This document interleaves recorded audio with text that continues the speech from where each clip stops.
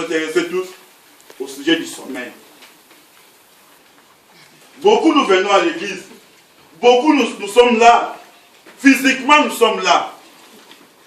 Mais est-ce que spirituellement nous sommes aussi là? Je donne un exemple. Quand j'ai remarqué les gens, moi ça ne m'est jamais arrivé, mais il paraît que ça arrive à d'autres personnes. Tout en dormant se lève la nuit et marche. Cette personne marche, mais il dort encore. Je vois des gens la nuit. Moi j'ai une petite sœur, quand elle jouait la journée, et la nuit, elle répétait tout ce qu'il avait dit la journée, la nuit. Mais elle dormait. Mais elle parle.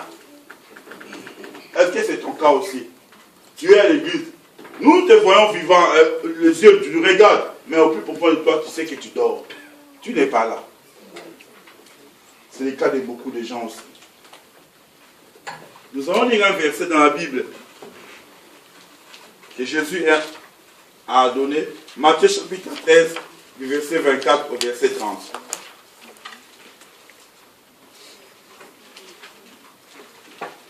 Le titre du message c'est Réveillons-nous.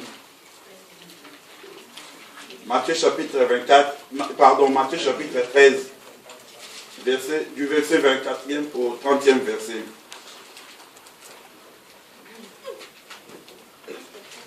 Là, c'est Jésus qui parle. Il parle à ses disciples, il parle aux gens qui l'entouraient, qui étaient là présents ces jours-là. Les gens qui ne dormaient pas, mais qui écoutaient la parole de Dieu ces jours-là. Écoutez ce que dit Jésus. J'ai lu au nom de Jésus. Amen. Il leur proposa une autre parabole. Et il dit, le royaume des cieux est semblable à un homme qui a semé une bonne sémence dans son champ. Mais pendant que le champ dormait, son ennemi vint, s'aima délivré parmi les blés et s'en alla. Lorsque l'herbe eut poussé et donna du fruit, livré parut aussi. Les serviteurs du maître de la maison vinrent lui dire, Seigneur, n'as-tu pas semé une bonne sémence dans ton champ? D'où vient donc qu'il est dans ton champ? D'où vient donc qu'il est délivré? Il lui répondit, c'est un ennemi qui a fait cela. Et les serviteurs lui dirent, veux-tu que nous allions l'arracher? Non, dit-il, de peur qu'en arrachant l'ivraie, vous ne déracinez en même temps les blés. Laissez croître ensemble l'un et l'autre jusqu'à la moisson. Et à l'époque de la moisson, je dirai aux moissonneurs, arrachez d'abord l'ivraie, liez-les en gerbe pour la brûler, mais amassez les blés dans mon grenier. Amen. Amen. Ici c'est Jésus qui parle à ses disciples. Il leur donne une parabole. Jésus avait rassemblé tout le monde, tous les gens qui le suivaient. Il avait l'habitude parfois de parler en parabole. Il leur dit, il y avait un homme qui labourait, qui faisait son champ. Arrivé un jour, cet homme a semé dans son champ. Il a semé de bonnes graines. Il a semé ce qui était bien. Mais pendant que les gens allaient dormir, l'ennemi est venu. Il a semé l'ivraie, des mauvaises herbes. Il a semé le contraire de ce que le cultivateur avait semé.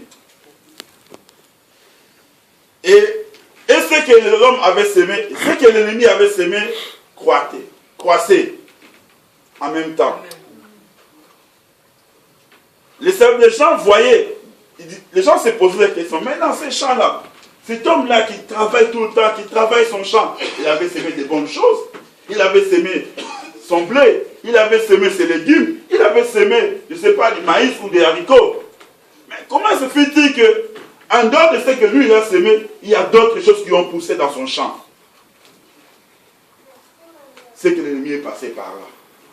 Mais quand est-ce que l'ennemi est passé par là, personne ne l'a vu. Il est passé pendant que les gens dormaient. Il est passé pendant que les gens se reposaient. Il est passé pendant que les gens n'attiraient pas l'attention. D'autres peuvent aussi dire, il est passé pendant pendant que les gens étaient dans la distraction. Il est passé pendant que les gens avaient leur idée ailleurs. Bien-aimés, réveillons-nous.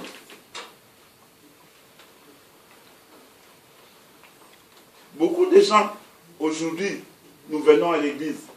Beaucoup de gens, aujourd'hui, nous cherchons Dieu. Beaucoup de gens, aujourd'hui, nous voulons que Dieu agisse dans nos vies. Beaucoup de gens, aujourd'hui, nous nous posons des questions en disant, Seigneur, pourquoi ceci, pourquoi cela? Beaucoup de gens aussi, nous sommes là, depuis que nous avons connu Dieu, nous ne grandissons pas. Nous restons les mêmes. Pourquoi? Parce que nous sommes encore endormis. Dieu est venu. Je peux comparer aujourd'hui la terre, les champs, au cœur de l'homme.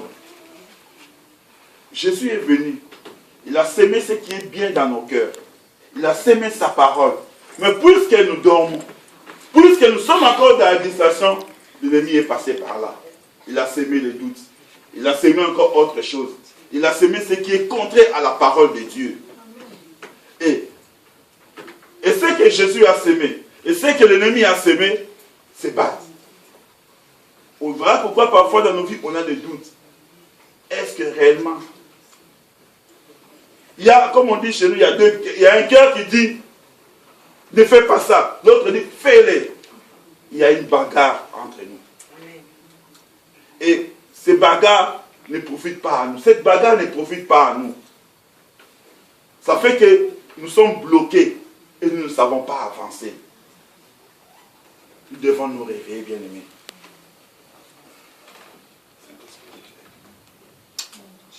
Nous devons nous réveiller.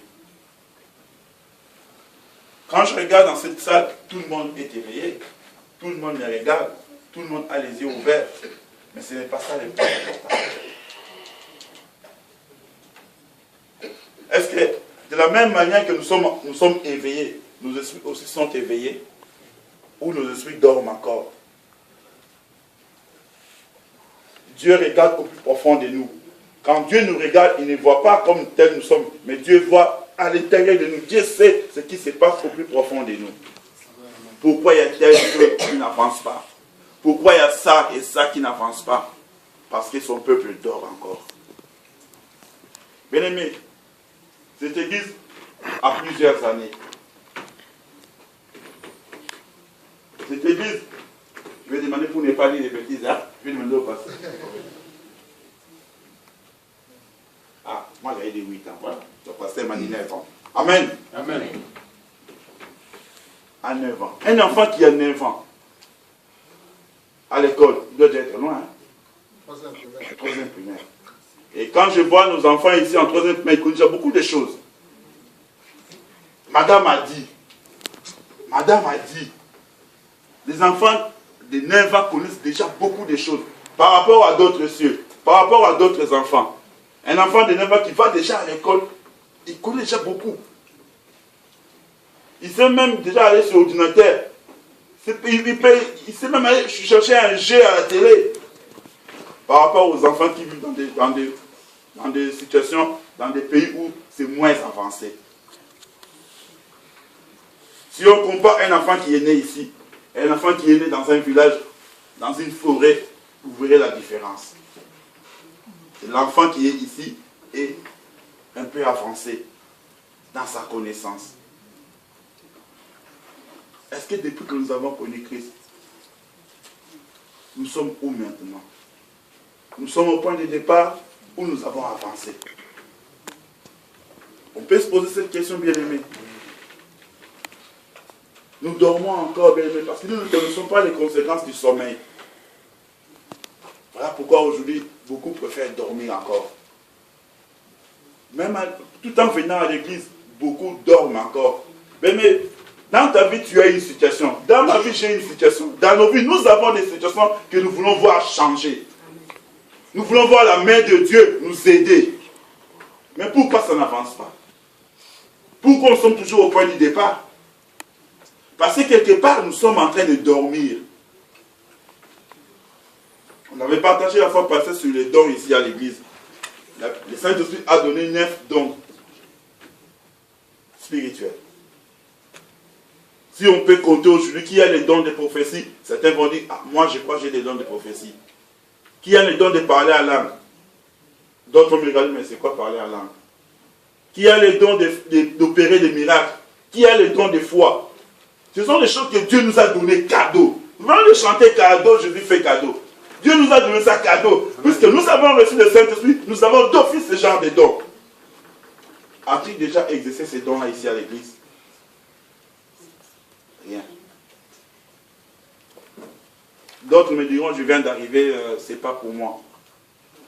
Non, bien aimé. Quand on reçoit Seigneur Jésus comme Seigneur et Sauveur, nous avons ces dons-là en nous. Pourquoi nous ne les exerçons pas? Parce que nous sommes en train de dormir. Nous sommes en train encore de dormir, bien aimé. Quand nous lisons la Bible, je vais vous donner 3 passages, mais on peut lire un et les autres, on peut lire ça à la maison. Tous dans Proverbes. Proverbes 6, 9 à 11. Proverbes 20, 13. Proverbes 24, 32 à 34.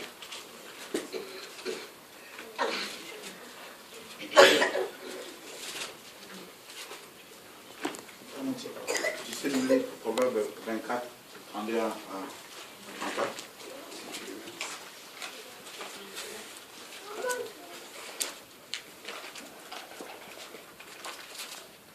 Alléluia. Amen.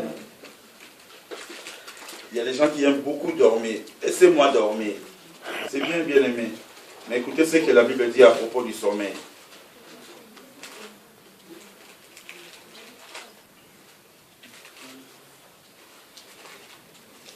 Proverbe 24, 32 à 34.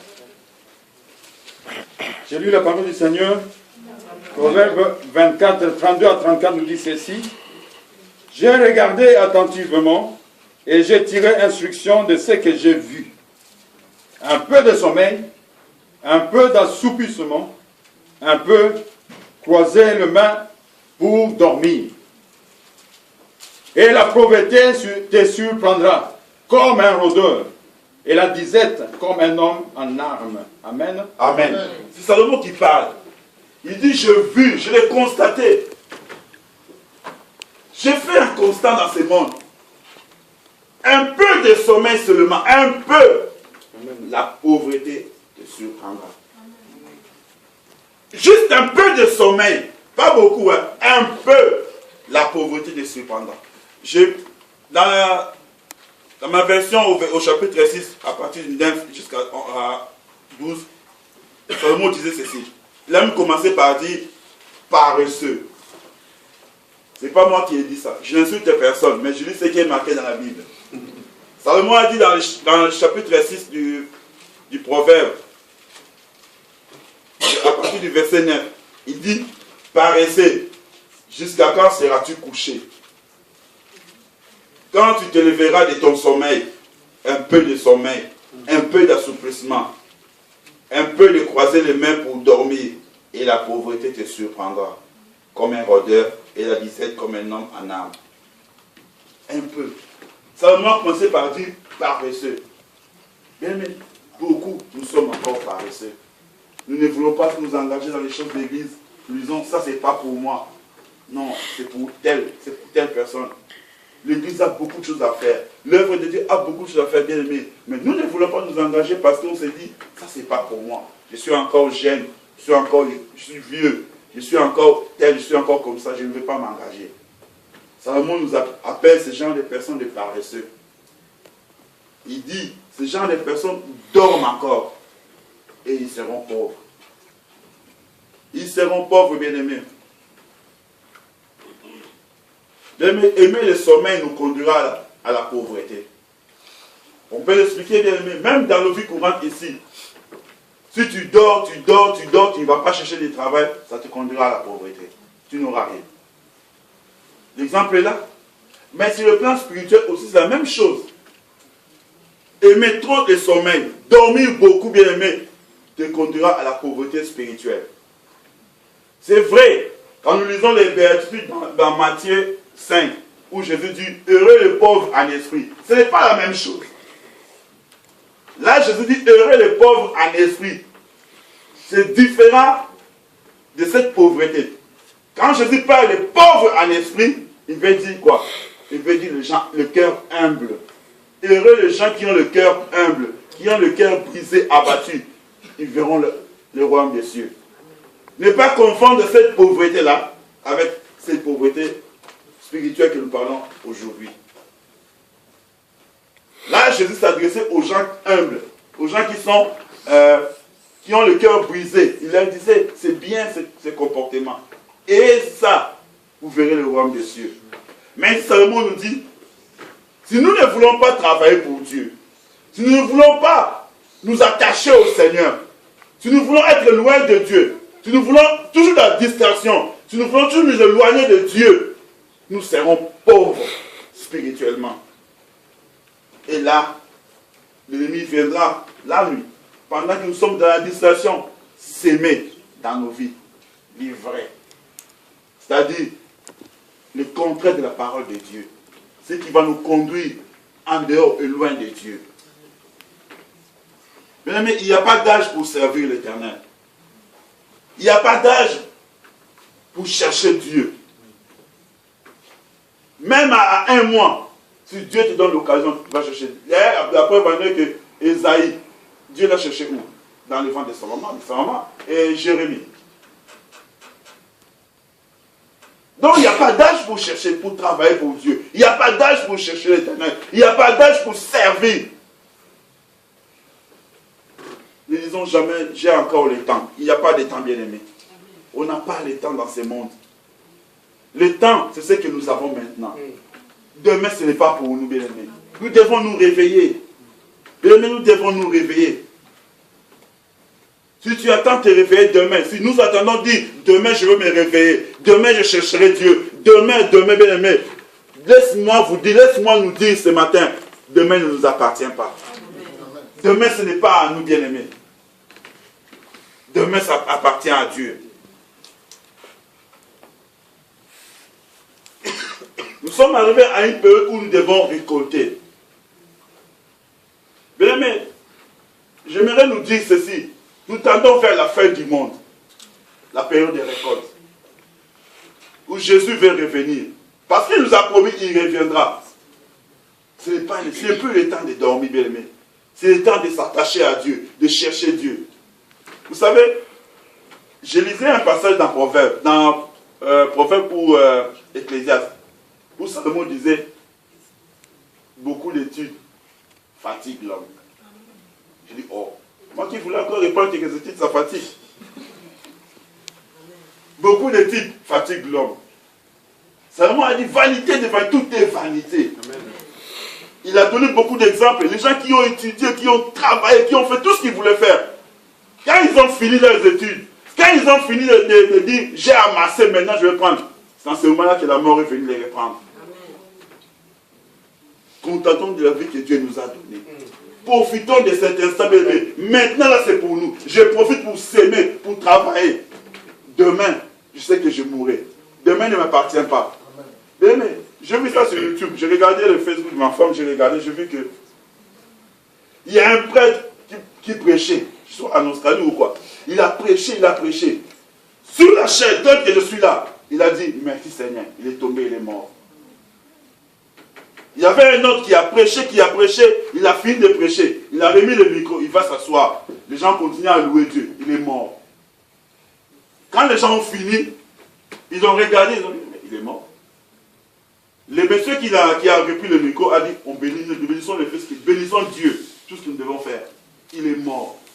Donc la mort peut nous attraper partout. La mort peut aller partout nous chercher. Où irions-nous? Est-ce qu'il y a un endroit où devons nous cacher, si ce n'est que de la présence de Dieu? Voilà pourquoi je ne dis pas que n'étudiez pas. Je ne vous dis pas que n'allez plus travailler. Mais je vous dis, soyons prudents. Soyons prudents. Je vais travailler, mais je n'oublie pas mon Dieu. Je vais aux études, je vais étudier, mais je dois savoir que j'ai rendu compte à l'Éternel. Parce que moi, je refuse de mourir pauvre. Même si je n'ai pas du pain aujourd'hui, mais mon but est que ce jour-là, que je sois riche spirituellement. Amen. Bien-aimés, pendant que nous avons l'occasion, cherchons l'Éternel. Travaillons pour Dieu. Servons Dieu, bien-aimés. Il n'y a pas de mal, il y a un plaisir fou, bien-aimé, servir Dieu. Amen. Il y a un plaisir terrible quand on sert Dieu. Bien-aimés, si on demande aux choristes aujourd'hui, quand vous chantez, qu'est-ce que vous ressentez pour Dieu? Ils vont vous dire.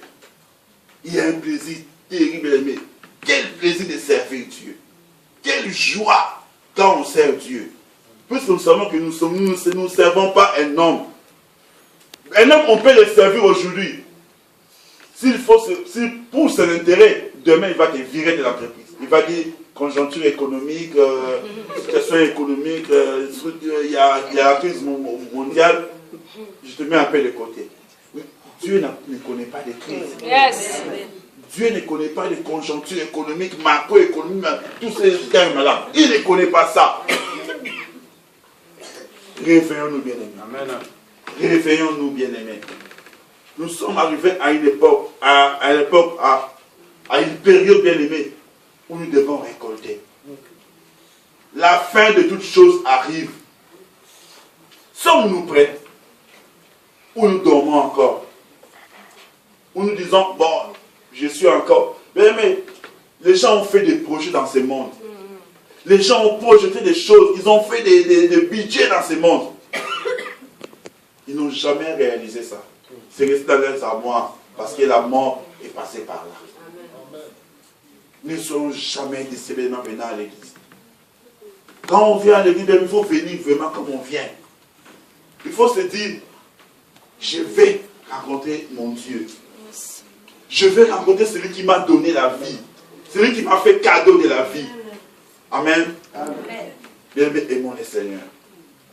Servons le Seigneur. La distraction où le sommeil fait attraper tout le monde. Il n'y a pas que les enfants, il n'y a pas que le peuple. Quand nous lisons dans la Bible, dans Psaume chapitre 76, verset 6, on voit que là, même les vaillants, les gens que Dieu, les gens que le peuple croyait être des héros, étaient dans la distraction. Pour vous dire que quand on est dans un sommeil profond, on ne sait plus rien faire. On ne sait plus rien faire. Et souvent quand nous dormons, nous ne savons pas que nous dormons. Remarquez, je me souviens à l'époque, quand on était à Kinshasa, on attendait un film. Ah, ou bien le film va passer à 20h. Et tu es là, tu attends 20h. Et puis, tout d'un coup, tu commences à dormir. On te dit, mais tu dors? Non, je ne dors pas. Parce que tu attends un film. Tu dors? Non, je ne dors pas. Tu te réveilles. Quand le sommeil arrive, je ne crois pas que nous savons que le sommeil arrive. Parfois, ça nous baffe comme ça et puis on se dit, j'avais dormi. Nous ne savons pas quand le sommeil arrive. Beaucoup aussi ne savent pas qu'ils sont encore en train de dormir. Ils ne savent pas qu'ils sont déjà partis. Le sommeil les a déjà pris. Ils viennent à l'église, ils chantent pour Dieu, ils prêchent pour l'Éternel. On sert Dieu même. Mais nous sommes encore en train de dormir. Nous sommes encore endormis. Le sommeil. Le sommeil ne regarde pas qui es-tu. Le sommeil ne regarde pas ton statut. Le sommeil ne regarde rien. Ça vient, ça t'emporte. Si un sommeil il te trouve en train que tu lui as préparé une bonne position. Parce qu'il y a des positions pour dormir. Hein. Il y a des positions pour dormir. Mais ce qui est bizarre, il y a des gens qui dorment même debout. Il y a des gens qui dorment même debout. Amen. Amen. Bien-aimés, réveillons-nous. Même le vaillant dormait. Il ne savait plus défendre les mains. Mais quand tu dors, tu ne sais plus. Vous voyez, quand nous dormons, bien-aimés, parfois nous dormons la bouche ouverte. Le nez, ici on ne sait même pas fermer le nez. Les oreilles ne savent pas fermer le nez. L'insecte peut passer par là. Les vers de terre, hein, peut même passer par là. Dans ton nez. Donc ça veut dire que le fait de dormir, donc tu es vulnérable. Donc tout peut t'attaquer. Donc tu n'es pas protégé. parfois je me dis, mais non, on a un Dieu plein d'amour qui nous aime. Amen. Regardons vraiment comment, quand nous dormons, parfois nous gonflons même. Quand nous dormons, avec toute la fatigue là, il est là pour nous protéger. Je ne sais pas, mais moi je n'ai jamais entendu quelqu'un dormir et quelque chose est rentré dans le nez ou dans la bouche. Jamais. Hein? Je ne sais pas, mais je n'ai jamais entendu ça. Même nous qui venons de l'Afrique, il y a plein de moustiques là. Ça passe devant l'oreille. Oui!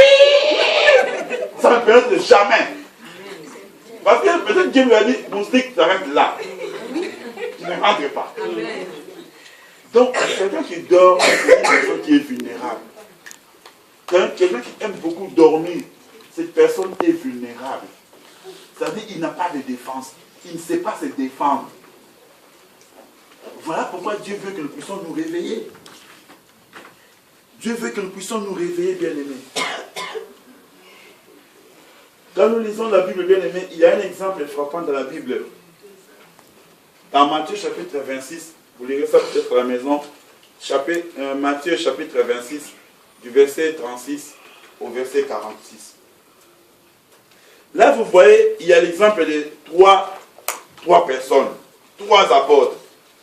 Les gens à qui Dieu a donné la responsabilité de l'Église. Dieu a appelé les apôtres. Matthieu 26, 36 à 46. Amen. Amen.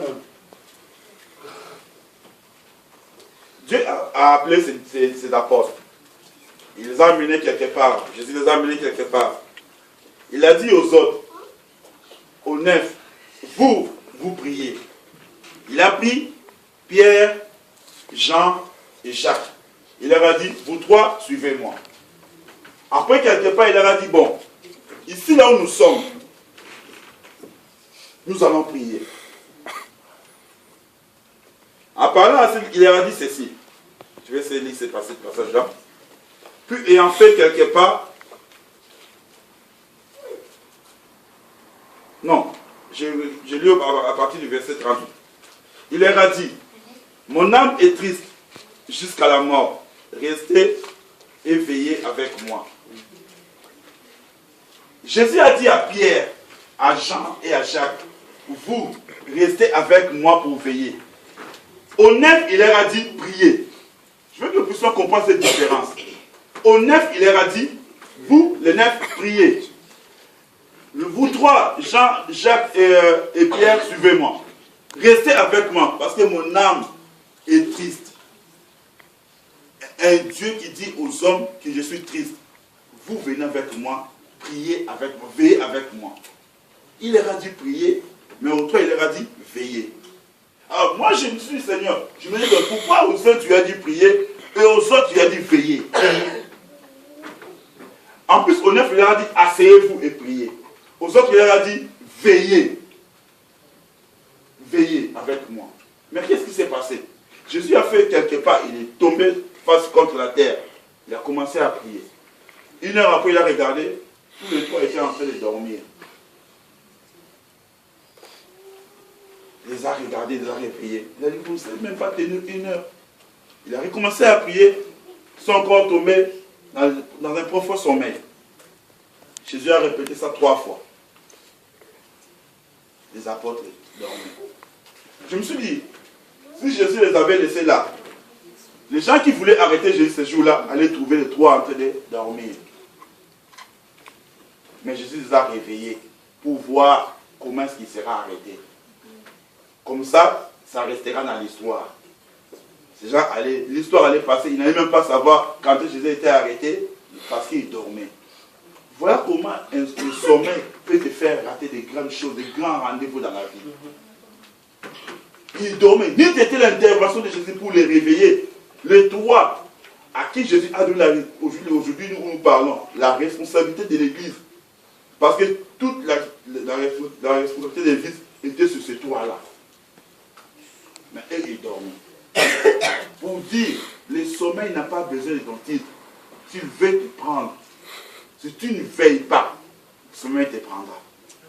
Tu dois veiller. Quand je parle du sommeil, j'englobe en même temps la distraction, les doutes, tout ce qui peut t'écarter, tout ce qui peut nous écarter de la voie du Seigneur. Ça peut être aussi le travail, ça peut être aussi les études, ça peut être aussi le mariage, ça peut être aussi une quelconque bénédiction. Ça peut nous écarter de la voie du Seigneur. Mais ce que nous devons faire, c'est de veiller. La prière seule ne suffit pas. Il faut ajouter la prière, veiller. Il faut veiller, bien-aimés. Nous devons veiller. Mais celui qui ne veut pas veiller, celui qui continue à dormir, doit savoir, tôt ou tard, nous finirons par nous réveiller. Si le monde ne te réveille pas, si les circonstances de la vie ne te réveillent pas, si les échecs de la vie ne te réveillent pas, si aucune chose ne te réveille, j'aimerais nous dire ce matin, arrivera un jour, de gré ou de force, Dieu va te réveiller. Amen. Mais attention, ce jour-là, quand Dieu va nous réveiller, ça sera pas pour autre chose, ça sera pour des choses. Ou la honte, ou la gloire éternelle. Daniel l'a dit, si nous lisons Daniel chapitre 12, verset 1 à 4. Je vais essayer de lire ça rapidement. Daniel chapitre 12.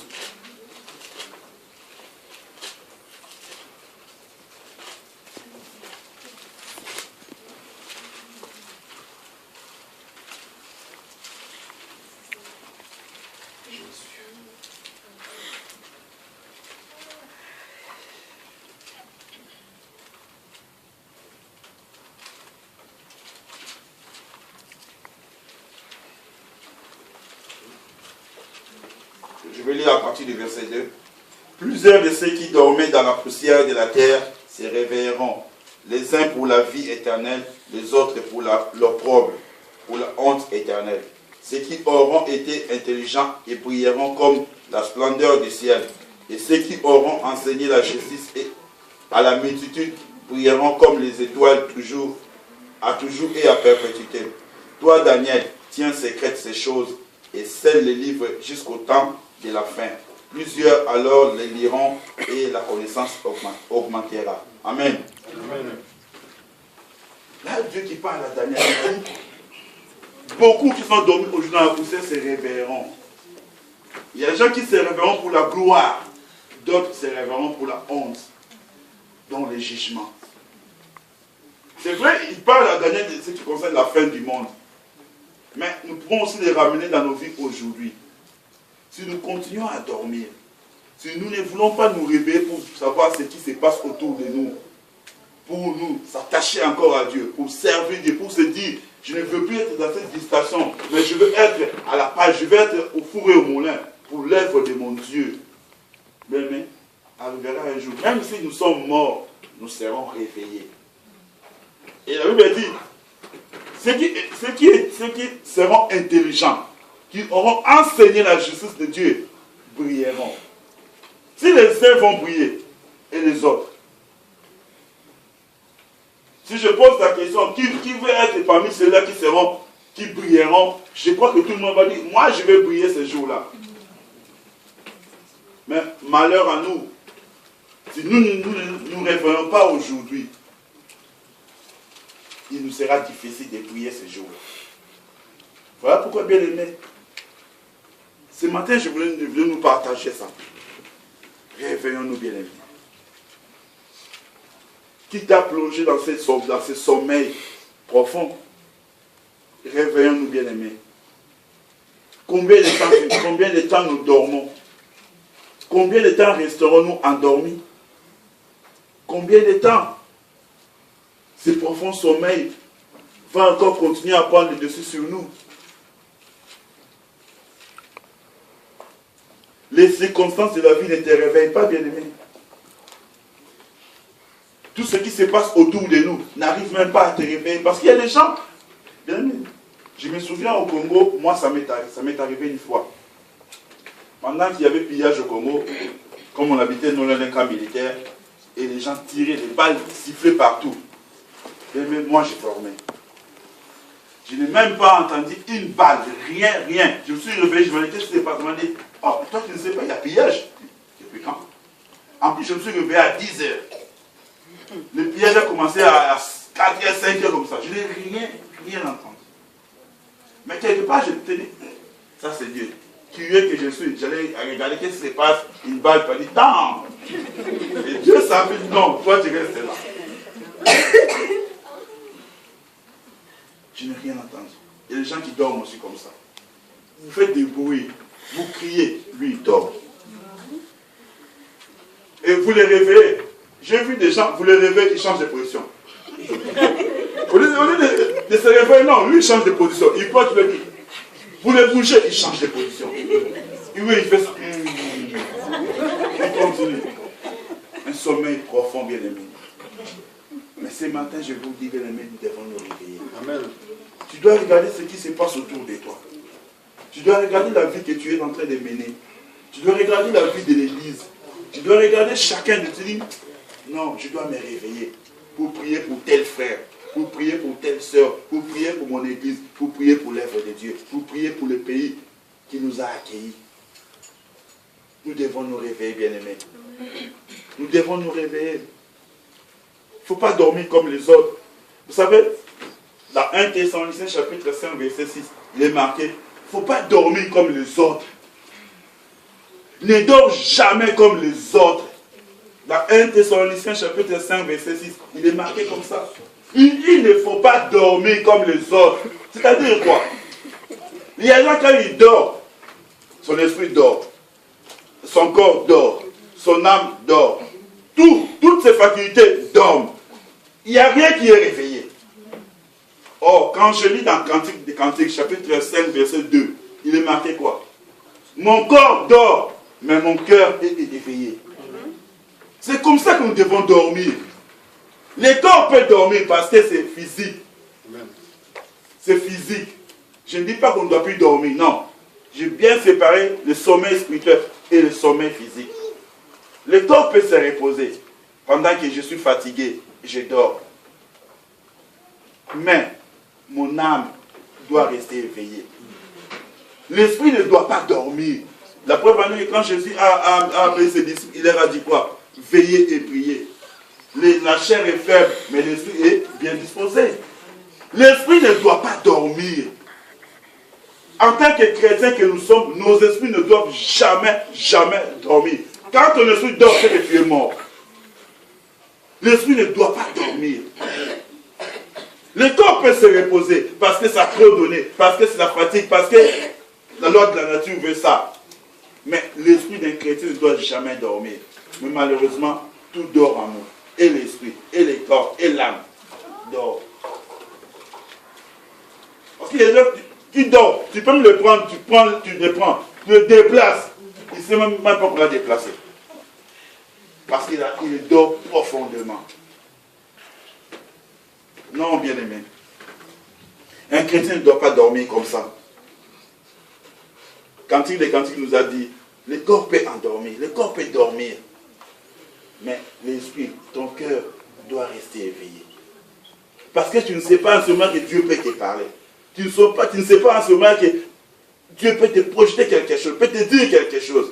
Mais nous sommes en train de dormir. Peuple de Dieu, réveillons-nous. Peuple de Dieu, réveillons-nous.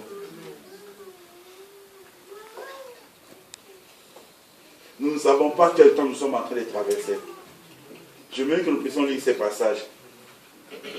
Romains chapitre 13, versets 11 et 12. Éphésiens chapitre 5, versets 14 et 16. Romains chapitre 13, versets 11 et 12.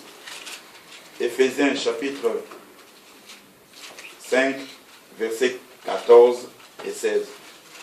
Deux personnes peuvent nous lire ça. Une personne peut nous lire Romains 13, 11 à 12.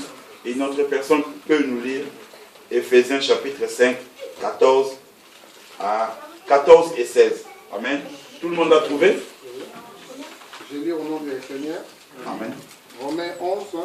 Romains 13, 11 et 12. 11 et 12. Cela est d'autant plus important que vous savez quel temps nous vivons. C'est l'heure de... Savez que le temps nous vivons, c'est l'heure de vous réveiller, enfin du sommeil, car maintenant le salut est plus près de nous qu'au moment où nous avons cru. La nuit est bien avancée, les jours approchent. Débarrassons-nous donc des œuvres des ténèbres et revêtons les armes de la lumière. Amen. Amen. Dans ma version, il est écrit ceci. Cela importe d'autant plus que vous savez en quel temps nous sommes. C'est l'heure de vous réveiller enfin du sommeil. Car maintenant, le salut est plus proche de nous que lorsque nous avons cru. La nuit est avancée, les jours approchent. Dépouillons-nous donc des œuvres des ténèbres et revêtons les armes de la lumière. Amen. Amen. Éphésiens 5, qui peut nous lire ça? Éphésiens 5. Oui. Éphésiens 5, verset 14. Versets 14 et 16. Hein? Je lis la parole de Dieu. Amen. Amen. Verset 14 dit ceci. C'est pour cela qu'il est dit, réveille-toi, toi qui dors, relève-toi donc les morts, et Christ t'éclairera. Amen. Verset 16. Le 16. Rachetez le temps car les jours sont mauvais. Amen. C'est pourquoi ne soyez pas considérés, mais comprenez quelle est la volonté du Seigneur. Amen. Amen. Bien aimé, la Bible est claire. La volonté, c'est que nous soyons tous réveillés, debout. La nuit est assez avancée. Rachetons le temps quand le jour mauvais arrive. Pourquoi nous devons rester endormis? Pourquoi nous continuons toujours à dormir? Dieu veut que nous puissions nous réveiller. Dieu veut que nous puissions réveiller nos esprits. Bien-aimés, réveillons-nous, bien-aimés. Réveillons-nous, bien-aimés. La nuit est assez avancée. Le salut est plus proche. Le salut est là. Bien-aimés, quand le soleil apparaît, souvent, même si on ne voit pas le soleil, je me souviens je ne sais pas ici, ça ne se voit pas souvent, mais chez nous au Congo, ça se voit. Quand vous allez près de la mer, vers l'ouest, au Bas-Congo, vous allez voir que quand le soleil se lève, avant que le soleil apparaisse, il y a d'abord des rayons. Et même quand le soleil va se coucher, vous voyez des rayons, mais vous ne voyez pas encore le soleil. Ça donne des signes. C'est comme aujourd'hui, bien aimé. Le salut arrive. Le salut est plus proche de nous que quand nous avons cru. Jésus revient bientôt. Il me trouvera en train de dormir. Nous lui dirons quoi? Seigneur, j'ai beaucoup de travail. Non, bien aimé, ça ne sera pas une excuse. Réveillons-nous, bien aimé. Réveillons-nous. Je ne dirai pas, Seigneur, j'étais parti travailler parce que je vais payer le loyer. Ça ne sera pas une excuse, bien aimé. Mais nous rendrons les comptes. Chacun rendra des comptes. Chacun rendra compte de sa vie, de ce qu'il a géré sa vie. Voilà pourquoi, bien aimé, ce matin, je voudrais nous dire, réveillons-nous. Réveillons-nous, réveillons-nous, bien aimés. Si quelque part la fatigue avait pris position dans ta vie, si quelque part la distraction avait élu domicile dans ta vie, il est temps, bien aimé, de dire non à la distraction. Il est temps de se dire, je me réveille maintenant. Vous savez, bien aimé, quand il faut nous réveiller, si, je donne un exemple. Imagine-toi que tu devais aller travailler à 7 heures et que d'habitude tu te réveilles chaque jour à 5h30. Et ce jour-là, tu as oublié de te réveiller à 5h30. Et que tu te réveilles, hop, tu regardes la montre, il est 6h30. Vous voyez comment nous nous réveillons, c'est moi, nous sursautons. Je suis en retard. Tu cours. Il y a même des gens qui ne se lavent pas. Nous on appelle ça demi-terrain. Tu prends seulement et puis tu brosses, tu pars. Tu ne te laves pas toi, c'est demi-terrain. Tu pars directement. Tu vois? Parce que tu sais que tu dois aller. Mais si sortons du sommeil. Je me redis aux jeunes, aux vieux, aux mamans, aux papas, aux frères et aux sœurs, il n'y a pas d'âge. Le jugement concernera tout le monde. Ne dis pas, oh non, mais c'est le jugement, moi je ne dis pas attendre. Non, non, le jugement concernera tout le monde. Réveillons-nous. L'œuvre de Dieu a besoin de nous. Le chant de Dieu a besoin de nous. Il est temps de moissonner. Il est temps de récolter. Jésus avait sémé. Il est temps pour nous de récolter. Alors, celui qui ne veut pas récolter peut continuer à dormir. Mais ne vient pas embêter les champs après. Ne viens pas dire aux gens, oh moi, non. Parce que Dieu nous parle tous ces matins. Réveillez-vous. Si tu ne sais pas te réveiller, Dieu peut le faire. Amen. Parce que quand je lis ma Bible, le dernier verset que je vais nous donner, Esdras. Esdras. Chapitre 1, verset 5. Je vois les gens qui me redisent, parce que Esdras existe dans la Bible. Oui, Esdras existe. À côté de Néhémie. Esdras existe. Ça se voit que nous ne lisons pas la Bible. Hein? Tu veux déjà me regarder. Esdras existe. Je n'ai pas oublié. Non, je n'ai pas oublié. Esdras existe. Chapitre 1, verset 5.